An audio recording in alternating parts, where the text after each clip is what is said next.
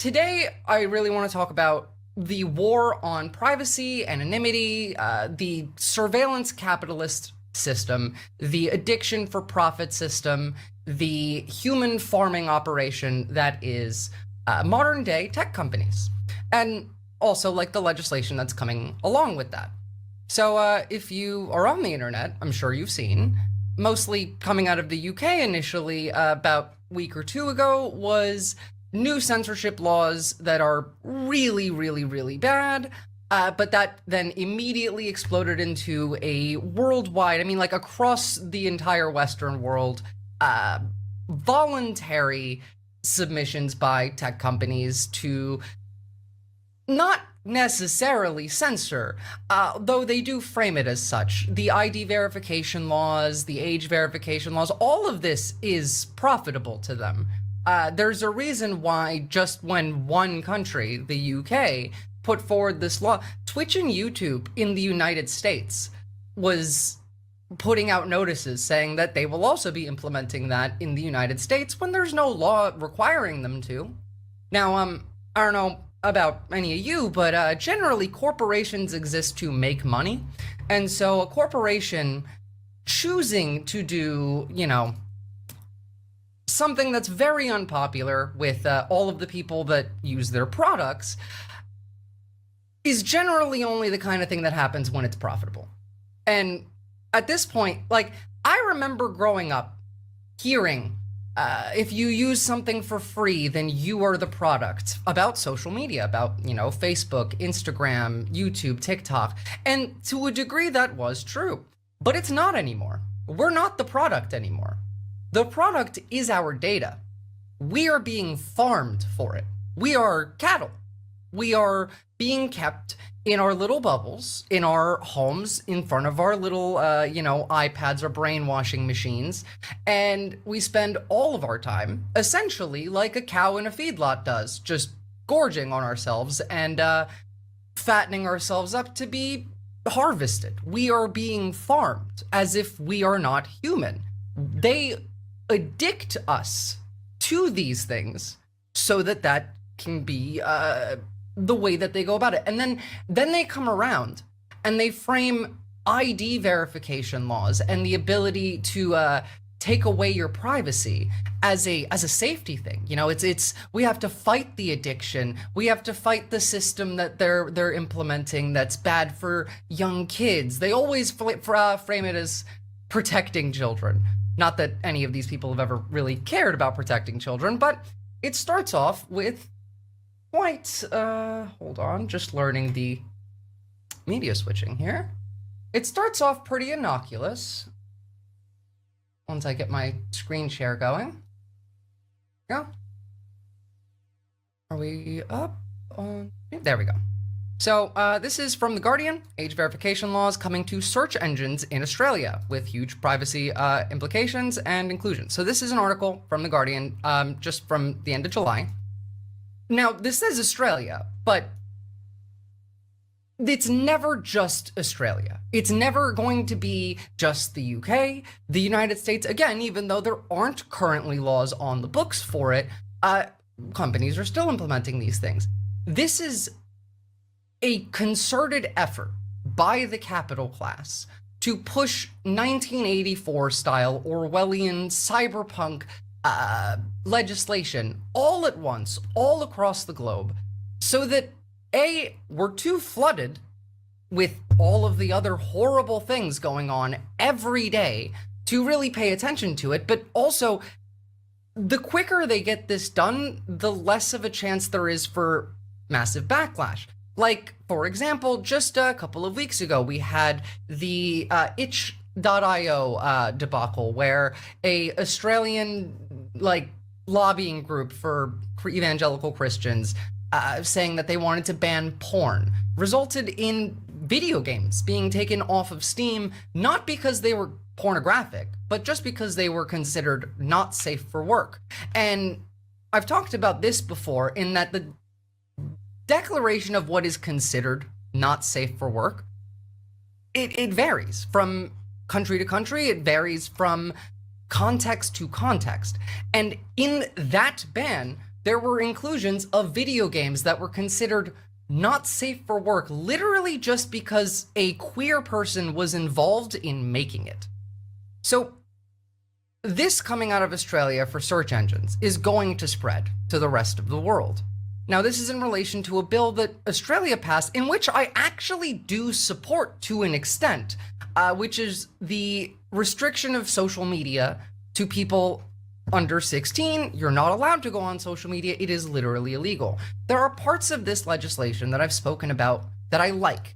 I like the idea of making the onus on the tech companies, not the parents or the children, as in, like, if you are, on this site and it's illegal, you're not going to get in trouble because your kid is on the site, or you're not going to get in trouble because you're on the site. It's the tech company. If a 14-year-old gets onto Facebook and Facebook pays a $50 million fine, that part I like. Fantastic. No issues at all.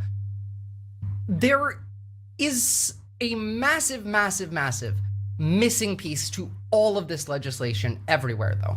Every single country that is enacting tech censorship legislation, even some that I support, is only doing so under the guise of restricting access. Now, I don't know about you, but restricting access doesn't really accomplish much if you don't continue forward from that. If you take something from, let's say, a child, they have a toy in their hand. If you grab that toy, that child will start crying and screaming. If you give them another toy while you take that toy, well, they're much more likely to give it to you. Now, the justifications here for a lot of these is, let's get young people off social media. We need to treat, the pornography and the misinformation and the deep fakes as a very serious issue. And mind you, like, these are serious issues. They're like, some of these are national security threats. And we'll get to that. But nothing about longevity is included in here. For example, if you banned everyone under 16 from social media, right? And you did it correctly, there's no ID laws and all of that, like, everything is fine. What happens when this 16-year-old is now allowed on social media? Well, they are now 16, they're in school, we have AI everywhere that's taken literally everyone's jobs. This kid needs something, to focus on, to do. And so they need a hobby. What hobby do they find? What hobby do we incentivize young people to go to? Content creation. As of, this time period, I'm 30 years old. I don't exactly know when the content creator generation starts, but from now onward, is there any incentive for someone 16 to not become a social media content creator? No.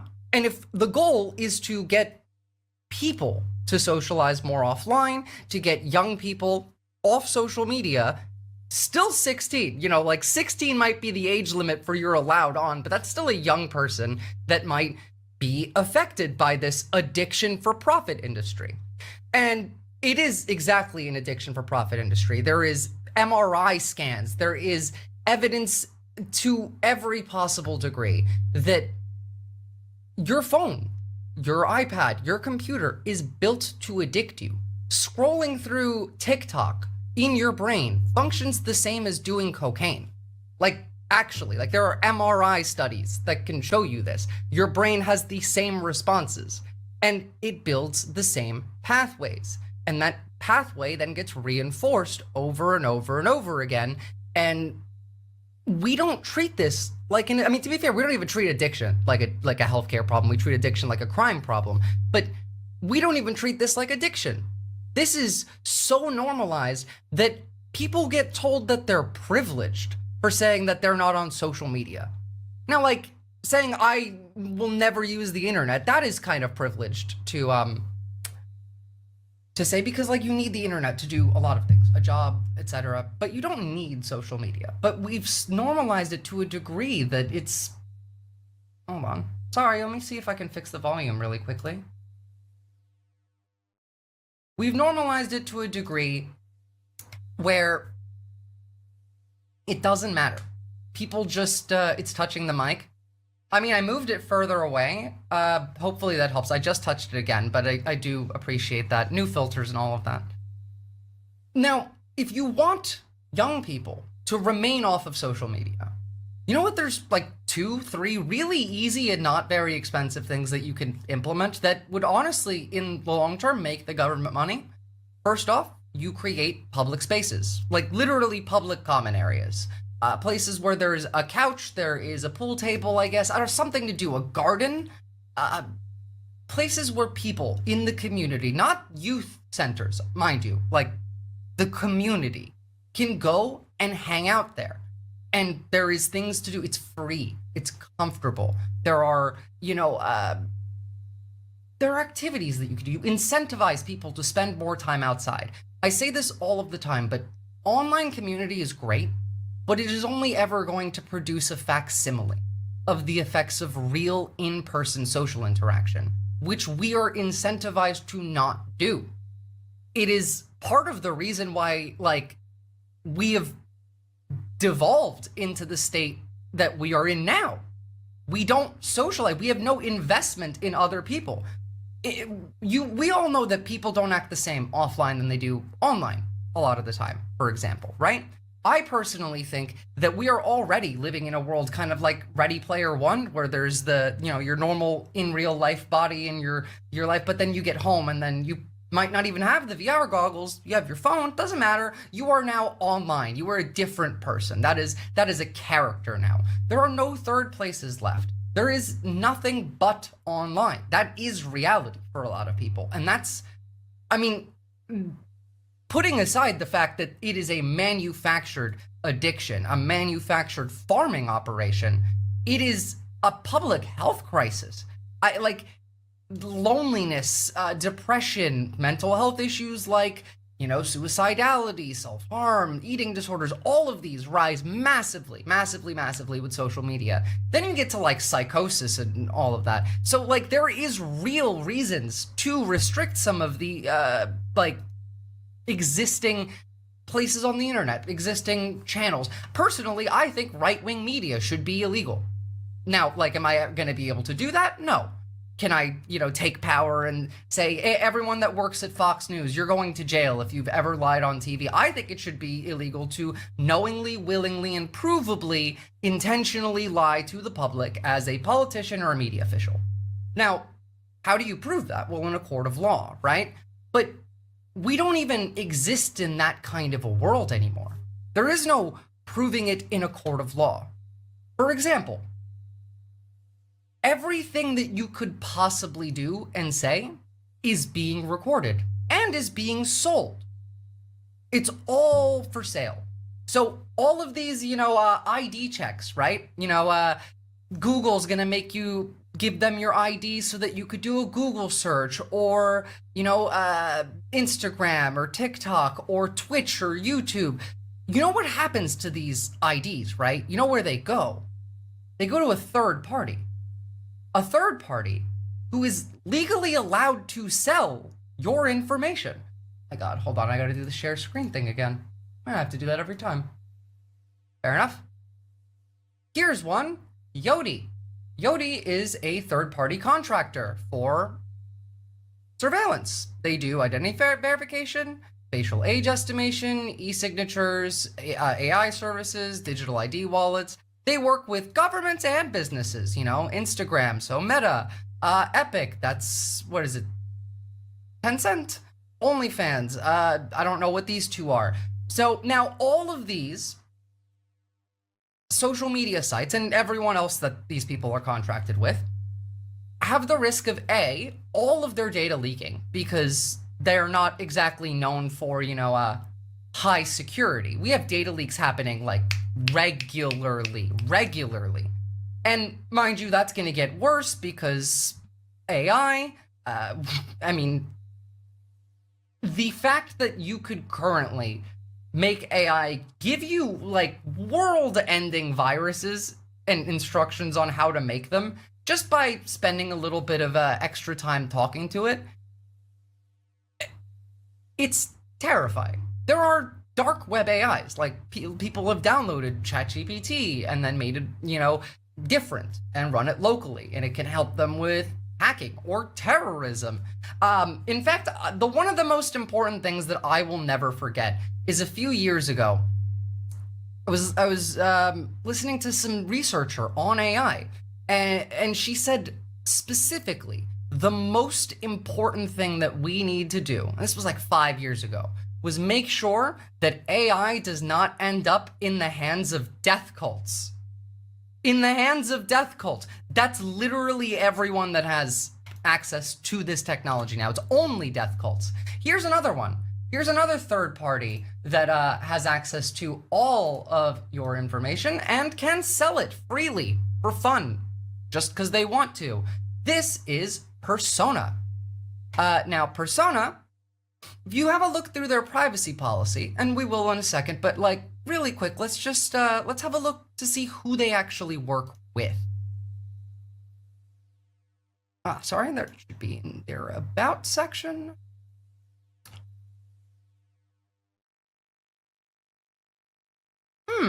The press. So let's say you want to read the news. Well, sorry, the fact that you are reading that news is now being logged by a third party who's then selling that information.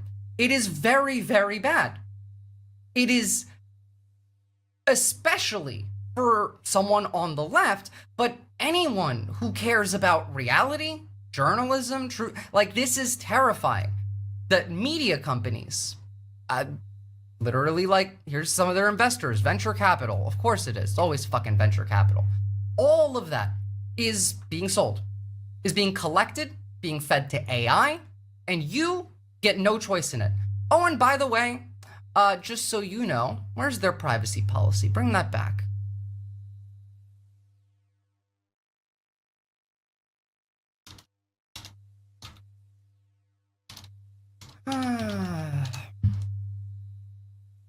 Fine. Hold on, I'll grab the actual bloody link.